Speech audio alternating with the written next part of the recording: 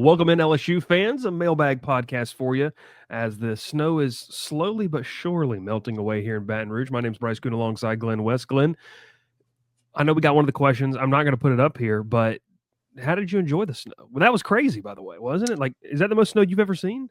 Oh yeah, that's by far the most snow I've ever seen. It'll probably be the most snow I've ever seen for my entire life. I mean, it was a good legit like 9 or 10 inches, and I know that like that you get that up north sometimes or pretty frequently, but down south, I mean, that's just unheard of kind of stuff from around here. So yeah, I mean, look, it was a fun kind of day where I was able to go outside and just kind of drink some hot chocolate, have some fun time watching the snowfall, and but only could do that for about 20 minutes because then it was too cold and I had to come back in. It was I didn't have gloves. I don't have all the necessary hardware to be able to survive a snowstorm of that magnitude. So it was fun. But what about you? I saw you had little Addie out on the snow, and you're able to enjoy a little bit of that. Yeah. No, we got her out there. So obviously Tuesday was like the big day, and I stepped outside first, and like when the snow was coming down, like. And I know people from up north are going to laugh at us here, but it felt like blizzard-like conditions because the wind was literally whipping the snowflakes like into your face. Yeah. So we waited a little bit till the wind died down. We brought her out there. She wasn't a massive fan, but then yesterday, we brought her out there. The sun was out yesterday, so it was a little bit better. And it was funny because we live right in how our house is. We are the first house off the street, and so I'm going to say this, and a lot of parents can be like, Bryce, what's wrong with you? There's a hill that leads down to the road. There's a good portion, about 100 feet from the road, but I stood at the end and we put Addie in her little baby pool, those little blue plastic pools we all had as a kid, and we slid her down. And she thought it was the funniest thing in the world. I got a video. I'll have to put it up on the board. It's hilarious. Awesome. But Glenn, I know some parent out there said, so Bryce just slid his daughter down a hill towards the road. Yeah. But trust me, it was way better than that. But that was a good time. And the big difference is I don't know about you. I've never snow skied, snowboarded, anything. So like that was the first like type of like actual powder snow I've ever seen. Yeah. Like I've never seen anything like that. And so that was it was a cool 2 days. And funny enough, I think it's the high supposed to be like 62 on Monday, which is just a wild concept. It'll be back to our our regular scheduled programming here in the next couple days. So enjoy it while we can. Exactly. But hey, we opened up the mailbag, and as we enjoyed hot chocolate, my wife's a hot chocolate person. I'm an apple cider guy, so we warmed up to that, and you all threw some great questions over on the board. If you want to participate, the best way to do that is sign up for your Go 24/7 subscription and have some fun with us over on the message boards as well. So without further ado, Glenn, we got a couple questions that we're going to get to, and one that's really timely as of the news that popped in.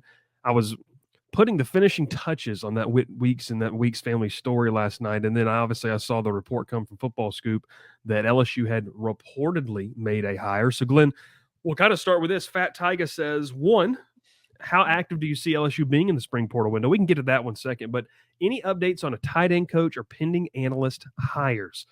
Glenn, obviously we saw the hire, and I'll say the reported hire, nothing obviously officially from the LSU brass quite yet. But the Tigers are reportedly set to add an FCS coordinator, Aman Anand, to their staff. He was at Grambling State this past year, has worked with special teams at Penn State and at Baylor there as well. And I think the big key here, Glenn, is that Brian Kelly has not had a dedicated title of a special teams coordinator on his staff. Bob Diaco kind of assumed that. Diaco now moving over to Chapel Hill for an on-field role. Your thoughts on this move, and obviously the big one, and I think Fat Tiger says it here, the tight end coach. They still have to find maybe a couple more analysts that have moved on, and then also got to find someone to fill the void that Slade Nagel left. Yeah, I think it's a good first step for this staff to bring in a guy in Anand who I think has been pretty well respected over the last couple of years and kind of the different places that he's been. Just doing some quick research on him this morning. I had a piece kind of focusing on the return game for LSU and kind of why they're set up for success. So by the time most people will probably be seeing this, you might have come across that one as well. But Anand, they were a top 25 team in the FCS last year in a number of different categories on special teams, and Anand was the one leading the way in that category at Grambling State. So I think they were number 2 in the country in block kicks and block punts.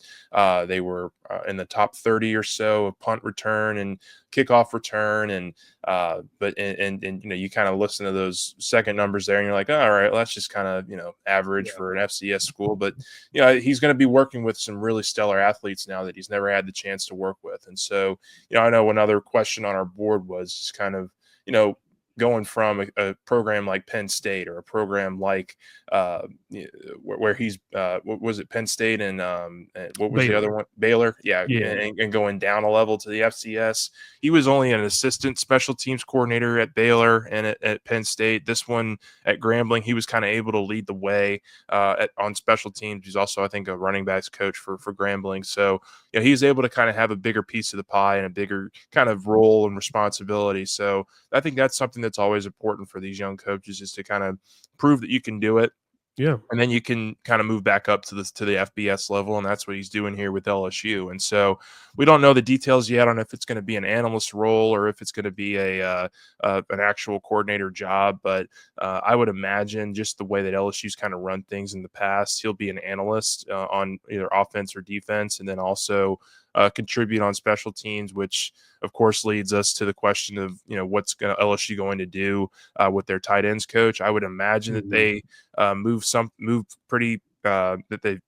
make a move here in the next couple weeks. I mean, like, it's been a little while now since that job opening has been open. It's been over a month, and since Slade Nagel left, and so what they decide to do there is going to be very interesting. But we don't really have any concrete names at this point of guys that Brian Kelly has interviewed or reached out to. We'll get all that information here probably soon, but the structure of how LSU's gone about doing things, at least in his first couple years, has been to bring in analysts and then bring in the position coaches to kind of help round out the roster, or how round out the staff. So that would be my guess of what LSU does this go around as well. And analysts are allowed to be on the field now with players as well. So he'll be able to be given some on-field instruction, Anand will, for special teams purposes. And look, you talk about, just the chance to prove yourself. It's also a chance to provide yourself with a platform where to move elsewhere. I mean, these analyst positions we're seeing across college football now, and specifically LSU. And one of the reasons LSU has to fill one is Eddie Hicks, who was a senior defensive analyst for LSU. Glenn, he's now the cornerbacks coach at Cincinnati. So he was a senior defensive analyst in the SEC, and he made the jump to a position coach in the Big 12 now with Cincinnati. So it's something that is a coveted position. And Brian Kelly, like you mentioned, obviously going to vet those people very, very thoroughly as they kind of get closer. And I also like too that you mentioned this experience. It feels like a guy that's it's not a and I want to be careful. I said it's not a retread type of hire. This is maybe a young and up and coming guy that you've gone and plucked who has done well at several places, and now you bring him to kind of prove himself. So I like what you said right there about that addition. We'll go back to the first question here, and there were several questions, but we're just going to address it through Fat Tiger. We appreciate all the questions about that spring portal window, Glenn, because I'm sure there's going to be a lot of stuff to talk about that. But how active do you see LSU being in the spring portal window? I'll kind of go first here, Glenn. I mean, I think a lot of it depends on what happens in spring practice. Like if there's just still some serious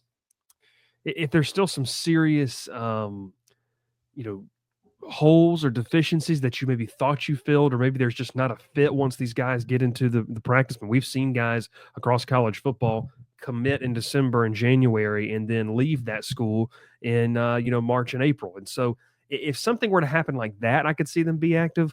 But Glenn, I know we said this on our podcast kind of a couple weeks ago. It feels like LSU's done the bulk of their work. And this is really something where, unless a big name enters, that LSU could really utilize and would, be their due diligence to go check in on, or it's someone who they just kind of, like I said earlier, it just wasn't a fit. That person moves on and now they need to go find someone else. I don't see, just outside of those two scenarios, LSU being as active as they were kind of in that, month of December, where they were arguably the most active team in the portal. Yeah, I don't know that anything's here is imminent for LSU in terms of adding somebody else. I mean, I think the last day for players to add classes, or for students to add classes is the 26th. I believe it was the 23rd, but they pushed it back another couple days now because of the winter, cancellations and all that Mhm. stuff. So, I think they have until the 26th to potentially sign another guy here before, the spring window officially kind of shuts, but or the winter window officially shuts. So, I think you're probably looking at the spring here for LSU in terms of adding more talent to the roster and being able to kind of round out the roster the way that they want, because there are going to be some departures. I mean, it happens every year after spring ball when guys kind of get a good feel for if they're going to be in the pecking order or if they would be better Mhm. suited to try to go play somewhere else. So there'll be a few losses, and LSU will probably have to, upgrade at a couple of positions to try to get those, kind of bounce back from some of those losses. So don't have any positions. I mean, we can speculate on guys that may or may not, be kind of on the fence as we enter Yeah. spring ball. But outside of that, I don't think there's anything really imminent here. I would probably look at maybe an offensive lineman or maybe another safety if something becomes available. But those are kind of the two right now that if you Yeah. look at the roster, it's kind of those are the two positions that make the most sense. Yeah. I'm there with you. Next question, we go over to Wyoming Tiger 8888. Quad eights there. Glenn, I'm going to let you answer that second one. We'll go ahead and go first with that one. If you could adjust your height, do you keep it the same or change it? Thanks, gentlemen. Real quick. For those who don't know, Glenn, what, 6'10"? Is that where Yeah, you are? about Okay. 6'10", 6'11". I would Okay. I would definitely cough up a couple inches for somebody that wants it. I think I'm 5'10". So Glenn, you give me like I'll you give give me you like 3. 6'2", I'll give you 6'3"? 2 or Let's 3. I'd let's I'd work be with it. alright with 6'7", honestly. I mean, Yeah. I think, 6'10" is it's not bad, and I don't feel physically bad or anything, but it's you just gotta, make sure when you're around doors to just kinda duck your head and make sure you're taking that extra, Flights are the worst. precaution. Yeah, yeah, for of Yeah. course. Planes are not the easiest thing for me. If I don't get an exit row seat, I'm pretty uncomfortable. I've had to do that a couple times over the last couple years, but outside of that, it's fine. I mean, and then it's just the questions too. Of course, do you play basketball? How tall are you? And do you still play basketball? And that Yeah, I stuff play can get. 2K. Yeah, I play 2K. I haven't picked up a basketball in quite a while, unfortunately, but I I got you. still I'm still okay. I still can probably hoop a little bit. Yeah, no, it's and look, we brought you back down to like 6'6", 6'7". You got me around 6'3", 6'4". I mean, that's a nice guard forward combo. If we Yeah, need to get out on the court, so it's yeah. We don't it is have the what it true is. But big. We don't have the true big anymore on the media, kind of team. But it's we can true. survive, I think, with 6'7", and then Matthew Bruni playing the point guard, and Yeah, maybe Nagy can be a nice small forward for us. So yeah. we got I've some heard he's got a options. nice shot. So there Yeah. you go. I like it. Wyoming also asks, throw caution to the wind. Does LSU get the win in Clem slump? Glenn, I'll let you take this one first. Listen, I don't think you can go into next year thinking that LSU is going to win that first game. I mean, we're very much in that range now of kind of believe it when you see it in terms of their Yeah. week one and their preparation and their execution. I will say I think this is the most talented roster that they've had since Brian Kelly has arrived, at least on paper. What they've been able to put together, on defense specifically, I think you've made some major upgrades at a lot of positions of need. But you're going on the road in a true road environment, and the previous couple years under Kelly, these have been neutral site games. This is going to be the first true walking into their place kind of a game under Brian Kelly, and they're going to have to be very, very, very well prepared. And Mhm. unfortunately, the first 3 times they've had a lot of mistakes, and Yeah. that have cost them games that they could have won, especially against USC in the first year against Florida State. So it'll. I'm not going to sit here in January and say LSU wins that game, but I think they'll be competitive. I think they should be able to win if they play their top notch performance. But there's a lot there that I think still needs to be proven in that respect. What about you? Um, so I've been to one game up there. Awesome environment. Don't want to take anything away. I still do believe LSU is the true Death Valley. Game at Clemson's just phenomenal, though. It's a great place to go watch a football game and be a part of. And I do college football talk show. We talk a lot. We obviously talk a lot about the ACC, Glenn, and Clemson really did have a good year this year. Cade Klubnik did have a really kind of a resurgence year when you kind of look quietly. Had a really nice year. Took care of the football. I think that, when you look at this way too early, I know you kind of posted what FanDuel and Vegas kind of thought about this. A lot of people feel like these two teams are kind of dead even. This is really a marquee statement game. Feels like we've said that the past 3 years with LSU, though, right? Like it's a chance to make a statement early on. I would say right now, Glenn, though, I don't, I can't say. I don't know, and maybe that's a cop out answer, but I'll just go ahead and put it out here emphatically like this. I think Clemson wins week 1 until something changes, and maybe that's some reverse psychology, for LSU in this sense. But until LSU shows that they can do it, I'm not saying it can't happen. I need to be proven otherwise, and so we'll see. I think it's gonna be a great game. Just like when you Yeah. look at it on paper, I cannot wait to be there for this game because this is just it's a really cool atmosphere, and it's week 1. And I don't think it's going to be a Sunday night game. I hope it's a Saturday night game, which is going to be just even better. But it's going to be a great football game, a statement game for both. And I'm kind of with you there, though. It's not that it can't happen. And I agree with you. This is probably the most talented team that Kelly's had on paper since he's been in Baton Rouge. It will be very interesting. The message boards, the storylines, X, Facebook, Instagram, wherever you get your LSU information. If the Tigers lose this one, man, it is going to really heat things up across the LSU coverage and make our jobs, I guess, more fun or more interesting over the next I weeks. will say real quick, just kind of wrapping that up. If they do go in there and they do win that game, I think they're not only a playoff contender team, but they immediately get the national attention as a championship contending kind of team Yes. because that Clemson team's probably going to be a top 6 or 7 ranked team in the country in preseason polls. LSU will be a top 10, 12. Yeah. I mean, like if LSU goes in there and wins on the road, that they'll show the nation quite a few things if they're able to go in and get that win. I like it. All right, go to the next one here. Stealing second. We're very close to our baseball media day. We'll have a lot of coverage there for you. I can't wait for that one. He goes, who's our backup quarterback? Do we look for a portal quarterback next year? Glenn, I'll kind of cheat with you here. I mean, I think that you would assume, and obviously kind of the stuff that's, just the tragic stuff that's happened to Colin Hurley, and you have to kind of wonder, what's the timeline for a recovery process? It's probably Van Buren. Like, I don't think that they brought Michael Van Buren in here for any other reason than to compete for that number 2 spot. I would say if they suited up today, Nussmeier would be starting. Van Buren would be the second guy.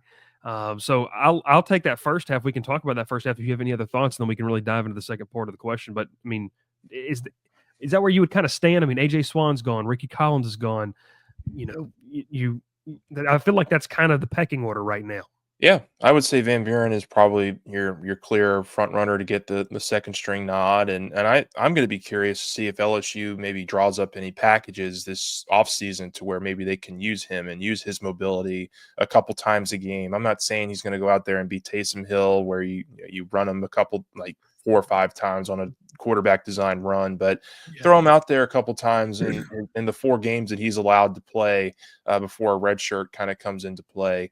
And look, I think LSU was very aggressive in spending money this past portal offseason. I think there is no secret in that, and I think they paid handsomely to get Van Buren here to potentially be the successor. And so if they're able to get him out there a couple games, if they're able to develop him this offseason, I think that's a win-win scenario.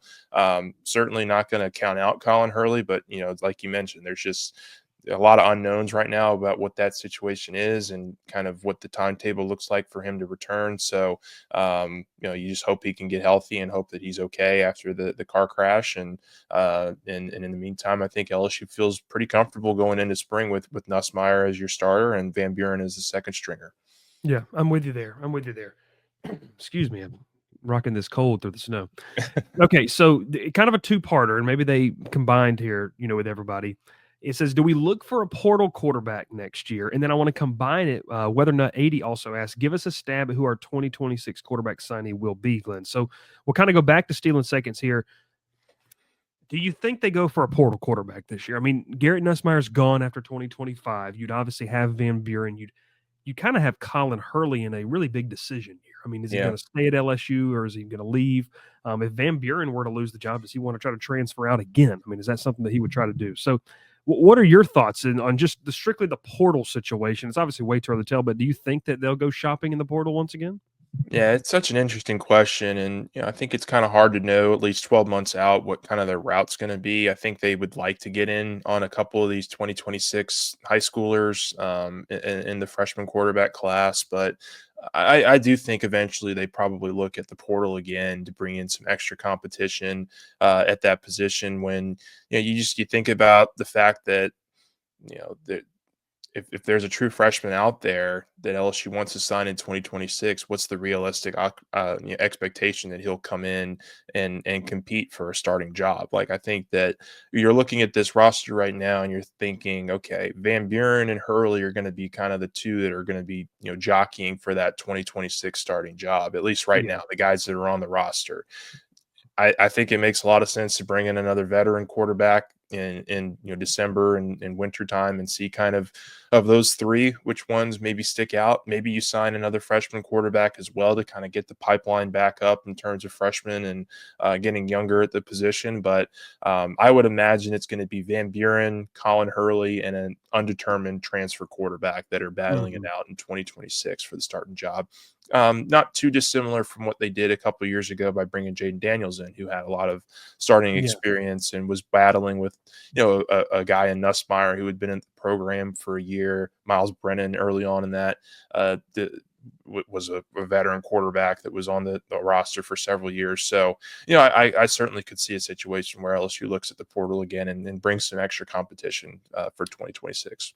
And I'll go over to whether or not and kind of talk about my thoughts here because Glenn, I think when you look at this, you kind of have to understand where we are in college football. How does it affect the future classes?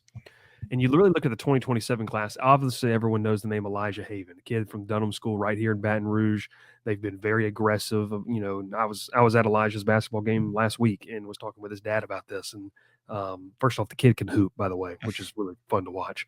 But I was at the game last week and just talking with his dad. And he was like, I just asked him. I said, since the fallout of Bryce Underwood, like what has been the push? And he said they've been aggressive and how they would like if he's going to be an LSU Tiger, here's the run, here's the plan. And they didn't divulge obviously the idea of the plan, Glenn, but I have to think that some of that would make a 2026 quarterback signee would probably make you feel a little bit hesitant about.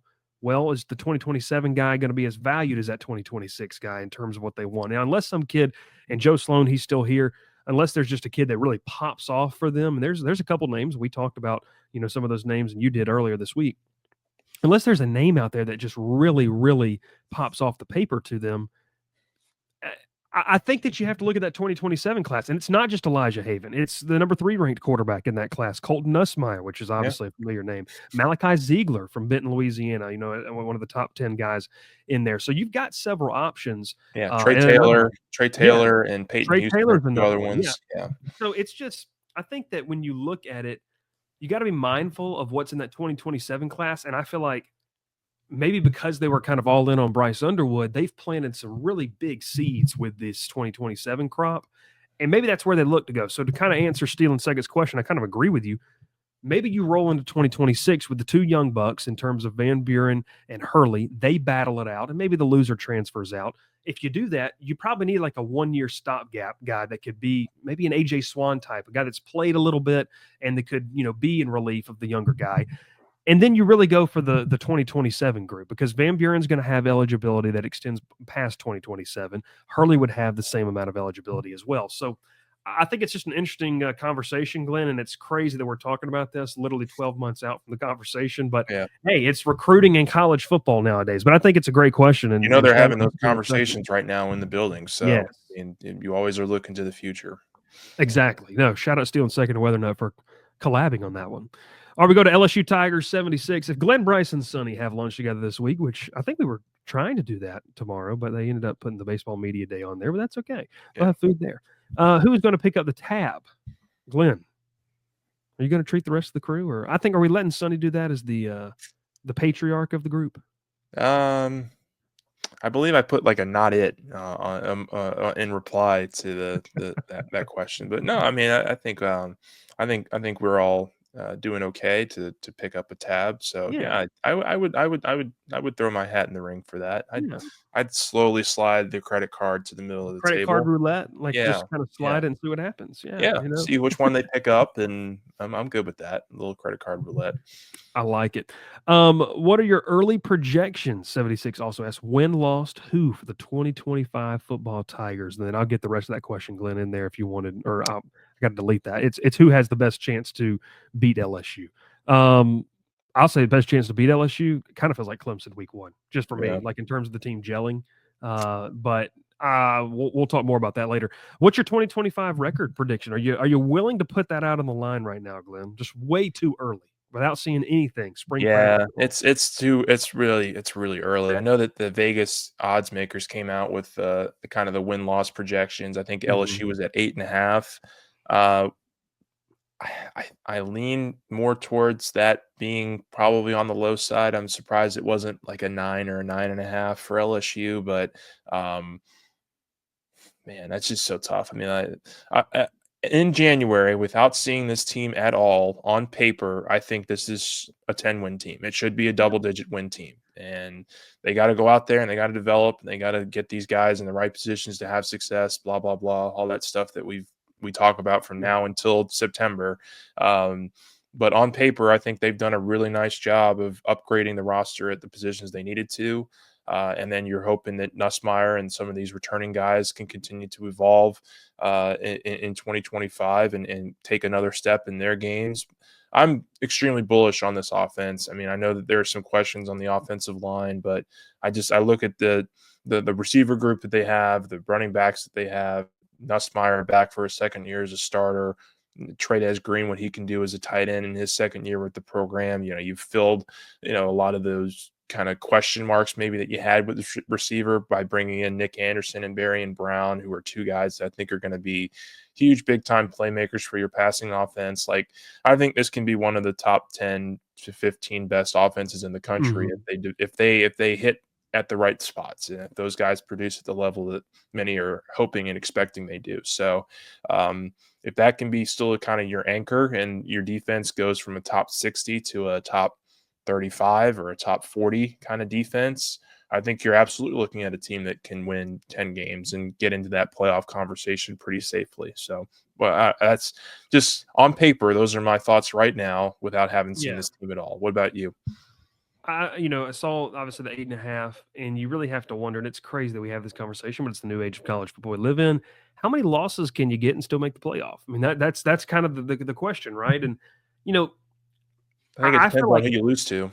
it Part does of it. depend on who you lose to. And, no coach is ever going into the season like, okay, if we lose this, and this, we can still get in. But if we need to win this one, but it's okay if we drop this game. That mentality is just a crazy one to think about.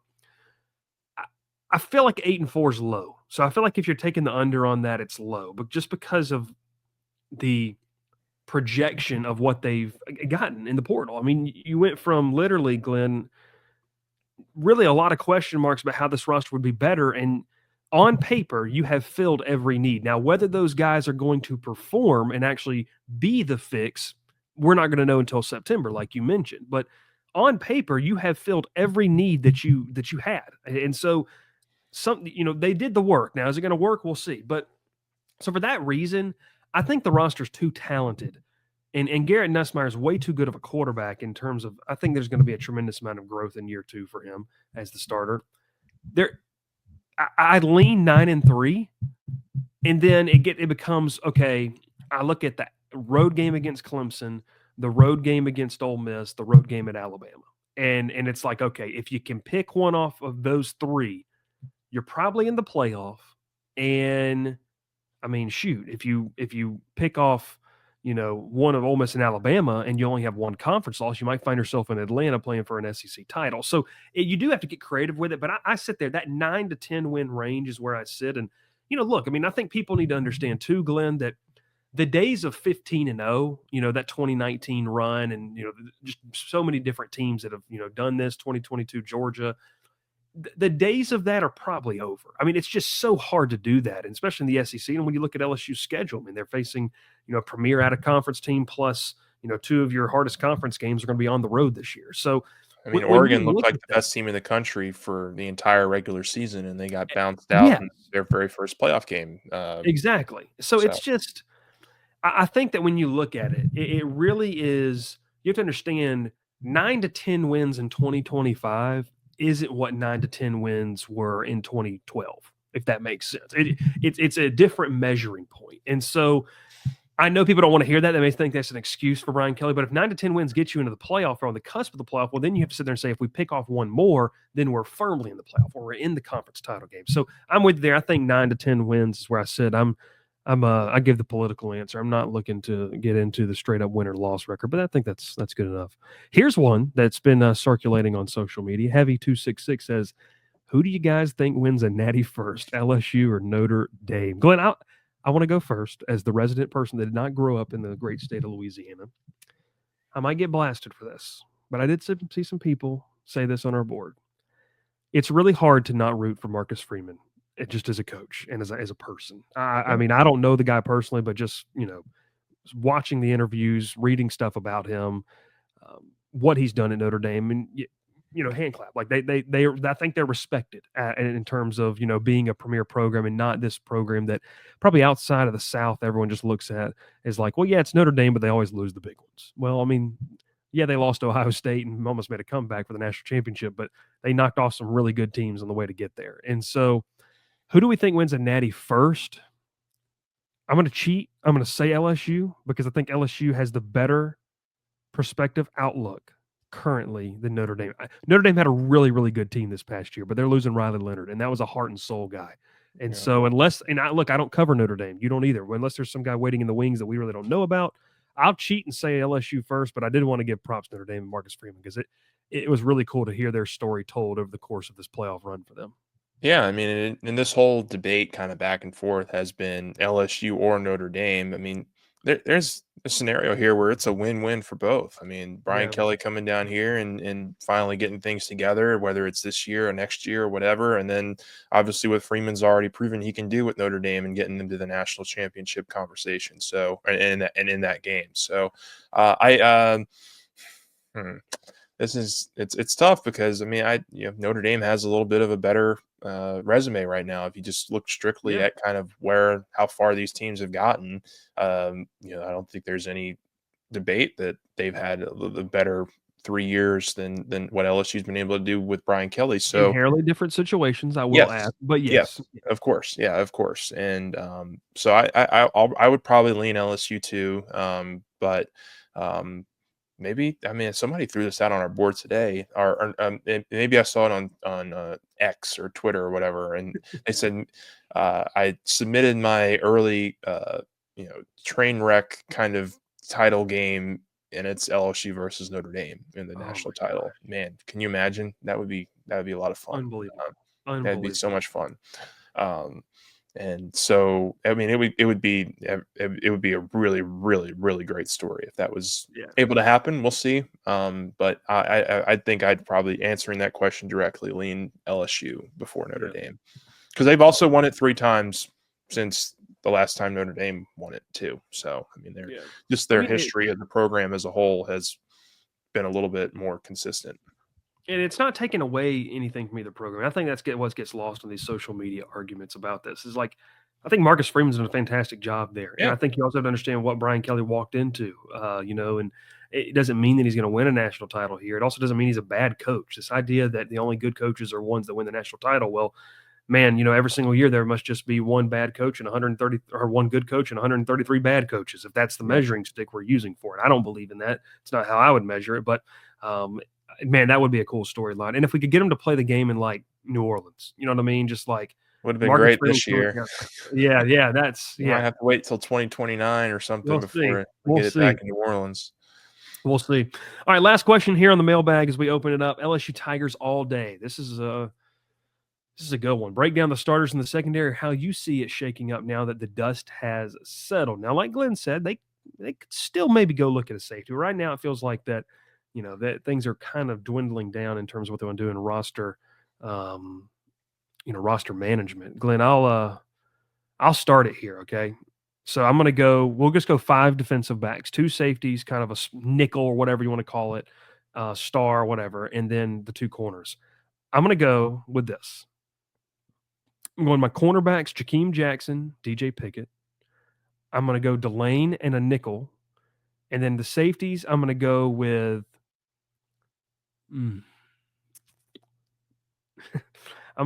safeties, I'm going to go with, gosh, I really want to put Toviano up there, but I just feel like he could play anywhere, and I still don't know if they know where to play. And maybe Jordan Gilbert. I feel like if we're starting week 1 at Clemson, I feel like Gilbert's going to be in there. Now, I wasn't sure if you were going to go there with Gilbert, but I'm I thinking mean, the same I thing. still I'm not out on Spears, and I want people to understand that. Like the situation Spears was thrown into this year as a true freshman playing, like, I mean, I feel like he held his own. It wasn't great, but he held his own in terms of that. So You're that's going where I Gilbert go. I Cooley? also think if it doesn't work on the back end, you could move Delane back there to safety Yeah. and start him to help shore that up. So does that maybe put Delane at one of the safety spots along with Gilbert and put Toviano kind of in that nickel spot? So I feel I'm going to stick with Jakeem Jackson and Pickett at corner, and then really depends on where you put Delane for me. After that, that kind of lets the other puzzle pieces fall. So your Yeah. thoughts, because I think it's an intriguing conversation that a lot of people are going to be monitoring that first time we're out at spring practice. Yeah, I think for me, I got Pickett and Delane at corner. I've got Tamarcus Cooley, the transfer at I forgot safety, about that guy. Yeah, he's pretty along good. with I got Cooley at safety, along with Jordan Gilbert, and then in that nickel, the nickel is kind of where I'm a little bit more unsure because I do think eventually this is going to be a star and not a nickel, Yeah. and so it's going to be Perkins at the star. But if we're choosing like another defensive back, that it has to be. Um, Man, it's tough to keep Jackson out of there, but he just doesn't have a whole ton of nickel experience from what I understand, and just kind of looking at his resume. Um, hmm. Um, I'm probably in between Jakeem Jackson and mm, It's hard. man, It's it's tough. hard. It's tough. Maybe Javian Toviano. I mean, like maybe they get to a point where they feel like Toviano can go back to that nickel position and play Yeah. closer to the line of scrimmage. But um, I think there's going to be a case to be made for Jakeem Jackson to be in that starting rotation at cornerback. He's certainly going to be in the mix. And if a guy like Yeah. DJ Pickett maybe isn't quite ready as a true freshman to get that nod, then I would probably lean towards Delane and Jackson being those two. But he's going to get a lot of playing time regardless. Jakeem Jackson is, Yeah. and I do think this is a scenario where LSU's base defense is going to include a star, and that's going to be probably Harold Perkins or so. That would be my two. The two safeties I would guess right now are probably Gilbert and Cooley. And maybe you can move Cooley up to the nickel if you feel like he can be a good nickel for you, and you can have Toviano back there with Gilbert or Spears back there with Gilbert. So there's a lot of different ways you can go with this, and it'll be interesting to see what they roll out there in spring. Gosh, I forgot about Tamarcus Cooley, man. I forgot about him. Sorry, Tamarcus. Yeah, I mean, Cooley played like a nickel role at NC State too. So it's like, I mean, I still stand by what I said. Like I like how you put Delane at corner. I like, I just like Delane as an interchangeable piece. And I think, and I said this in our, the podcast we had about 2 weeks ago. I said I think it's the most valuable piece because it allows you a guy that you feel like can play at a pretty high level at different spots. And so if something's not right at corner or something's not right at safety, well, then you're in a spot where you're kind of sitting there saying, okay, we can plug Delane here and then we can go best player available, and Yeah. so man, Glenn, the first time that first team defense walk out there, you're going to see every single media member go like this, snap the picture, get the video, and going right up on Twitter as soon as Bonnet gives the thumbs up that we're good to go. But I think it's a great question, and I hope we answered it to the best ability. But I think the biggest thing is that it's true competition, and it really is. There's a lot for Jake Olson, Corey Raymond, and Blake Baker to really work through in terms of what is the best for guys. And I mean, Glenn, I don't mean to prolong the question so much, but I mean, Harold Perkins throws a wrinkle into this because what is you have to weigh is Harold Perkins in coverage. Does it hurt you more than it would have a guy like Cooley there, who maybe that's what he's more comfortable doing coverage? Does it depend on the opponent? Like, are guys understanding that, like, hey, if this team really likes to run the football, maybe we're going to have Perkins on the field more in that star nickel role, whatever. But hey, if we're telling a team that wants to, air it out, then maybe Perkins has got to be utilized somewhere else. And so, golly, I don't envy Blake Baker, but also I would love to be a fly on the wall in those meetings when they're dialing this up, because I think it is an interesting topic. Yeah, I think the biggest weakness right now in Harold Perkins' game is that he's just not able to shed those blocks in the run In the game. run game. And the Yeah. best thing that you can do. I mean, I actually thought a couple of years ago, and even when we got the chance to see him a little bit last year before he got hurt, I think he's fine in coverage. Like, I think he's quick enough to be able to keep up with a tight end or a slot receiver for a little bit, and kind of be a short area coverage man for you. So I really like him at the star, and just I think that's going to be where LSU kind of puts its bread and butter with, whether it's Whit Weeks and his brother West, or maybe Devon Keys, or one of these newcomers maybe flashes and is able to get some playing time. And then you kind of just fill it out from the back part of the defense from there. But yeah, if we're talking like if there's going to be a true nickel, I think Cooley makes a lot of sense there. I think you can certainly coach up some guys there at that position. Toviano would probably be the one that I would lean towards. But there's certainly a lot of different ways LSU could go. I like it. I was just looking at something, I had, for the question, I had kind of answered it, and I even forgot to put Tamarcus Cooley down in the notes. So apologies to Tamarcus Cooley. Forgot about that. Two of us, man. We're picking each other up. We're picking each other up. I like it. Hey, we appreciate everyone tuning into this mailbag edition of the podcast. Make sure that you check out more stuff, and obviously baseball content well on the way as we're getting ready on Friday to be at Media Day. Loaded day of content. You can check out an interview I had with Cade Anderson. That's also on our YouTube as well. Good stuff. Glenn, he said he developed a slider, and he straight up said, you can go watch or listen to it. He said he thinks it is his best pitch. Yeah. That's scary to think about. Cade Anderson's new pitch being. If he's not in the weekend rotation to start the season, I'd be pretty surprised. Whether it's as a Saturday or Sunday guy, I think he's going to be one of your three. His stuff's just too good, and if he finds it, it's gonna be fun. From the left side baseball coming in, obviously. I'm gonna have to edit that. Great stuff with baseball, obviously coming over, and man, we're just under a month away. Basketball rolling along, big time matchup on Friday night. LSU at South Carolina, 2 top 5 teams battling it out on the hardwood. So a lot of fun stuff there, and the men trying to battle through a tough SEC slate. Glenn, They play at Bama, and then they get Auburn at home. So those are 2 top 5 teams on the way. I don't want to call it a miracle on ice if they're able to get one of those 2, but it did snow in Baton Rouge, so I guess it would feel close to that, especially if they're able to knock off Auburn at home. That would be, oh my gosh, that would be one of the bigger upsets. Probably one of the bigger upsets they've had in their basketball's history. Yeah, no, I like it. I like it a lot. He is Glenn West. My name is Bryce Kuhn. We appreciate everyone tuning into the Mailbag Podcast. Make sure you follow us on all those social platforms. Head over to Go 24/7. Get your membership today to hang out with us all baseball season long, recruiting season. And then before you know it, it'll be media days, and we'll be on our way to Clemson, South Carolina for that season opener. We'd love to have you along with us. My name is Bryce Kuhn. That's Glenn West. Thanks so much for watching and tuning in to the Go 24/7 Podcast.